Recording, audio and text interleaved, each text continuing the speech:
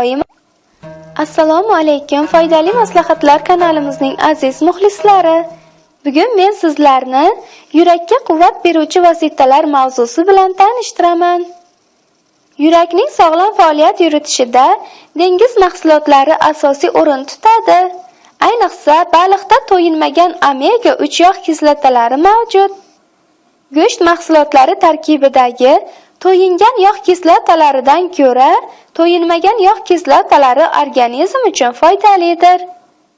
Kuniga 70-100 gram qora kishmish yeb yurish, mevalardan xurmo va o'rikni chegaralanmagan miqdorda iste'mol qilish mumkin. Sabzavotlardan kartoshkani bug'da pishirib, yaxshilab ezib, unga tuz va saryog', bir bog' to'g'ralgan kashnich qo'shib, suvi qochgan non bilan iste'mol qilish mumkin.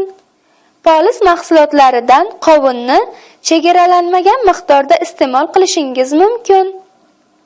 Donlardan no'xat, loviya, mosh, guruch, makkajo'xori tanovul etib turish tavsiya etiladi. Ichimliklardan uzoq qaynagan o'rik suvi ichish lozim.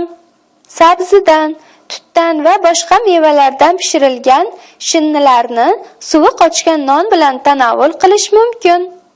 Asosan suyuq, biroq qovurilmagan qaynatma ovqatlardan yegan ma'qul. Quyuq ovqatlardan shirguruch, shovla, manti, xonim, sabzi palov tanovul qilgan ma'qul. Behi urug'ini yanchib iste'mol qilish yurak xastaligiga davodir. Pomidor yurak faoliyatini yaxshilaydi. Yurak tomir xastaliklari, bosh aylanishi, peshob tutilishi, tomirlar kasalligi hamda quvvatsizlikda do'lananing shifobaxsh xususiyati kattadir. Ma'lumki, yurak kishi tanasidagi barcha og'irlikni o'z zimmasiga olgan a'zodir.